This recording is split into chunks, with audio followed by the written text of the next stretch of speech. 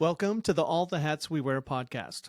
I believe strongly that if you want a life that's joyful, productive, and fulfilling, you need to be wearing the right hats.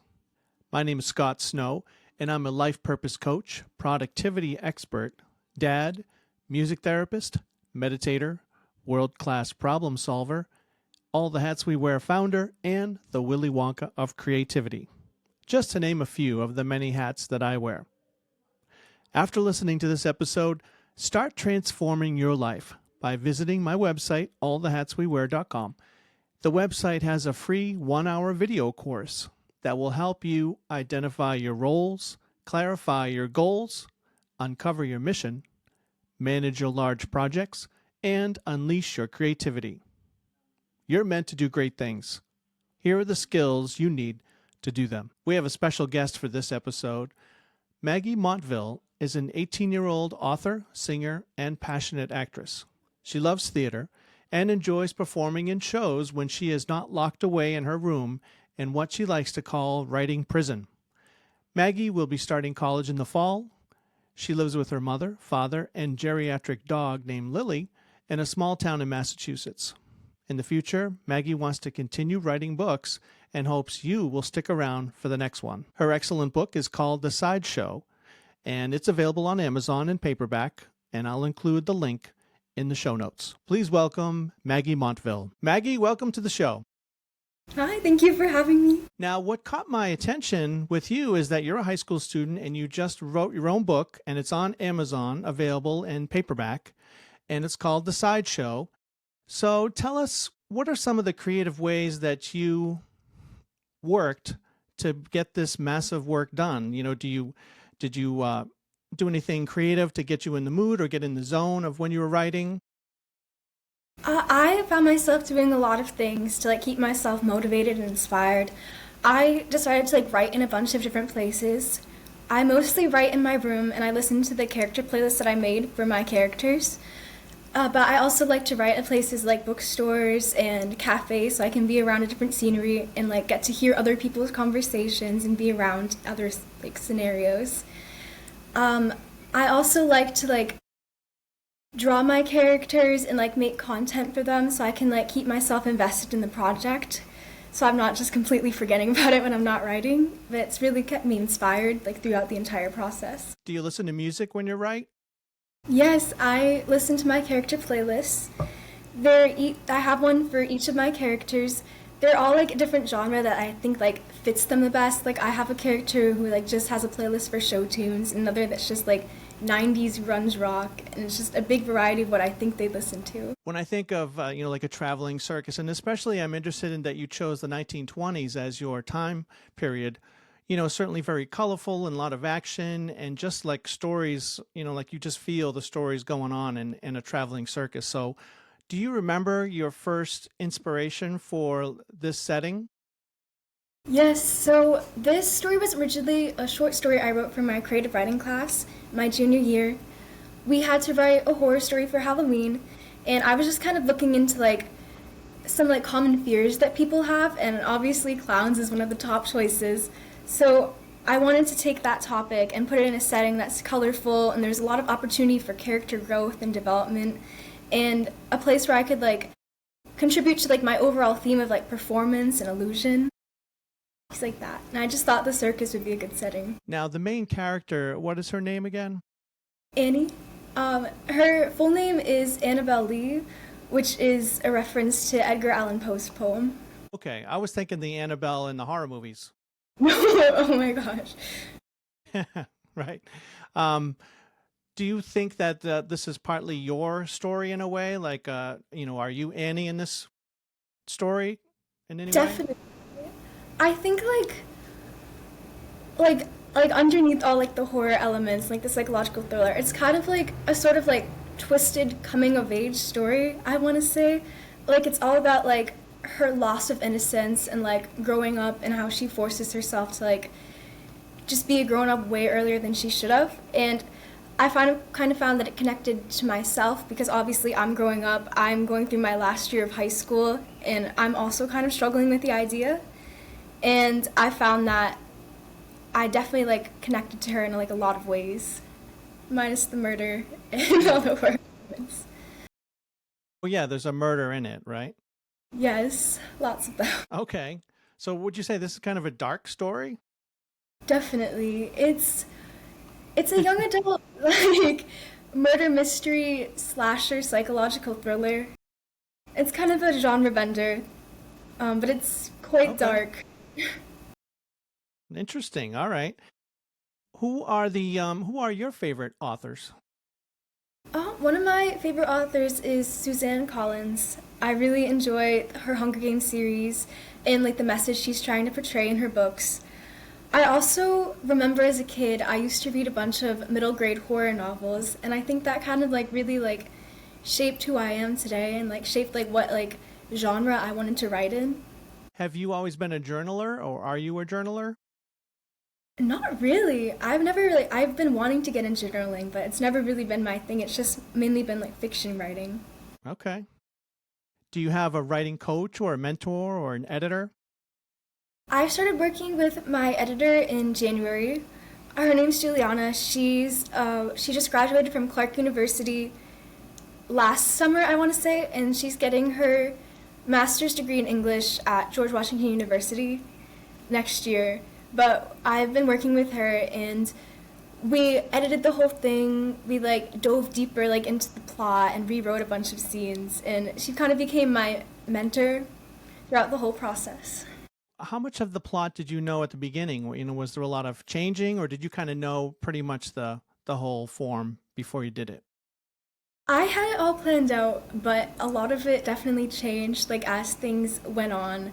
Just kind of like as I was writing, like it would just happen, I guess. Like I didn't really like intend for it to change. But the ending changed for sure. One of the antagonists had a much bigger role in the end product than what I originally intended. But I'm kind of like what like the writing community calls like a pantser. Like I'm just kind of like writing off like the seat of my pants. Like it just kind of happens. Oh, I see. Yep. Okay. So you're pretty spontaneous. Yeah. Are you into poetry? I was reading a lot of it this year because I was in AP Literature my senior year, and we did a ton of poetry analysis, and I got into Edgar Allan Poe's poems, which I used throughout the book. Each chapter of the book is an Edgar Allan Poe title, like of one of his poems, and each part starts with a quote from him. I found his poems to be really interesting, kind of connect to like the message I was trying to say. Wow. This book sounds great. Thank you. I wish I got to read it before the interview, but 700 pages, I don't think I could swing that in one day. Now, I've got just a couple more questions. Now, some of the listeners, if they're an entrepreneur, a lot of people talk about writing their own book, but they kind of never get to it. They just sort of just keep talking about it. So what would you say was the number one skill you had to do to get this thing done? I'd say the main thing was probably just motivation. It was very hard to manage writing the book and dealing with school and acting. And sometimes I found myself struggling to like keep going. But I reminded myself that I had a goal and that I wanted to finish by the end of high school. And I just kind of kept that in mind, and I just kept going and just fought through whatever I was going through. Did you have a goal for like I need this amount of pages or words every day or every week? I didn't really have any short-term goals. It was more just long terms. Like I knew I wanted to finish my first draft by December of last year, and I knew that I wanted to finish by the end of my senior year. But I didn't really have any like daily goals because my inspiration just kind of struck me randomly. Like I couldn't really control when I wanted to write or how much I wanted to. What would you say is the key to writing good dialogue? Ooh. I like to listen to other people.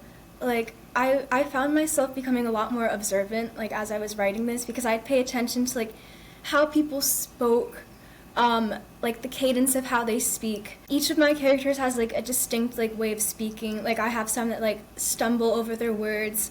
I have a couple characters with accents, and I kind of had to practice saying like the words out loud, like how they would say them, so I could like write it correctly. And it was mostly just a lot of just listening and then just keeping it in mind for writing. I know also that some of the listeners would be interested in hearing about your process with Amazon publishing.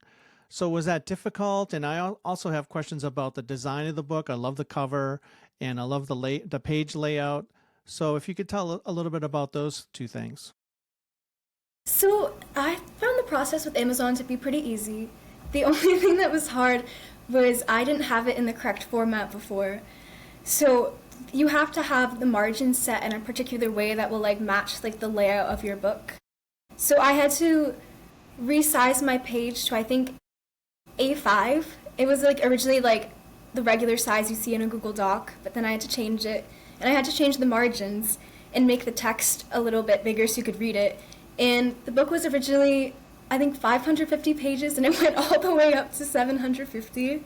So I didn't really like intend for that to happen. I was kind of too late in the game to really make any changes. So I found that to be a little difficult. But overall, the process after that was easy. It just asks you like for like a few questions about like how many pages is it, like what's the genre, like what color paper do you want, and you upload your manuscript, you upload your cover, which it has you put in a format, then it like gives you a preview. And another thing that was a little upsetting was it wouldn't like go through if it wasn't like exactly right. Like you had to have the measurements perfect, so I had to like keep doing it over and over again until it fit correctly. And then after that I submitted it, and I think I ordered a proof copy first, and the text came in too small, so I had to do the margins over again. And then after that, I submitted it. It took about 3 days maybe to like upload and like be available. And ever since then, it's been up. I'm making $4.50 a book. It takes away $9 for printing costs, which is a little crazy, but it's okay. But overall, it's been a fairly nice experience. Like I haven't really had that many issues with it. Did you use Google Docs throughout? Yeah. Do you think you'll end up having it on Kindle or an audiobook version? Yes, I'm hoping that once I'm done with school, I can maybe start working on the Kindle book, and then I'm going to have to look into the audiobooks, because if I have time this summer, I wouldn't mind doing it myself, but also there is an opportunity for you to like hire people. So I might look into that. Hopefully by the end of June, the Kindle book will be out. Yeah, I could see you even doing it yourself. I think you got a great voice, and even just a basic mic like this, I think was like $200 at Guitar Center, and just plug in and then make whatever edits. So yeah, that would be cool. And there's so much on Spotify. I just joined the premium Spotify, and there's just so many audiobooks there. So, well, great. We're getting to the end here. I really thank you for your time, Maggie. The listeners, I think, got a lot of creative ideas from you, and I think, they'll really get a lot out of this interview for sure. What would you say it would be your advice for the listeners that want to achieve some kind of a big goal like you did? Like this is a massive goal, especially with being a student. So what would be your advice to them for being able to achieve something that this worthwhile? I'd just say to keep writing and don't doubt yourself. Like you may have to keep writing stuff over and over again, but you're only going to get better, and each failure just it's going to lead to your success.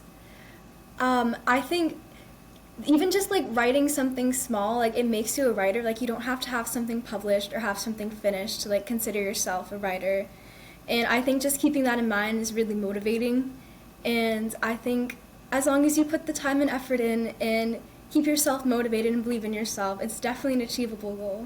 Well, it's obviously you have a bright future, and it was a pleasure having you on the show, Maggie. Thank you. Thank you for having me. For listening to that fascinating interview with Maggie.